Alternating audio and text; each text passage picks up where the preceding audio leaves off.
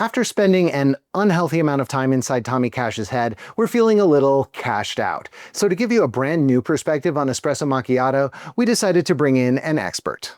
Один из родных языков Томми Кэш – это русский язык. У него есть семья, которая живет в России. Это легко представить, что Томми Кэш мог бы стать настоящей звездой в России, если он решил смотреть в своей карьере на восток и не на запад. Это возможно, что его герой был бы оксимирон, а не Kanye West. But in our universe, Tommy Cash has spent the last 10 years moving further and further west. At first, he was rapping in English with an exaggerated Slavic-style accent. Then he ditched all the post-Soviet stuff and got a lot more artsy. Then he started hanging out with Rick Owens and Charlie XCX. Tommy Cash has evolved many times in his career, both parodying and pushing the boundaries of modern musical norms. Sometimes he breaks those norms in a way that limits the distribution of his music videos to specific outlets. For that reason, there's kind of an irony in Espresso Macchiato being one of his safest and most mainstream sounding songs to date. Ahead of its release, my mind was running wild with what he might be about to bring us, only for him to seemingly fit into a Eurovision-shaped box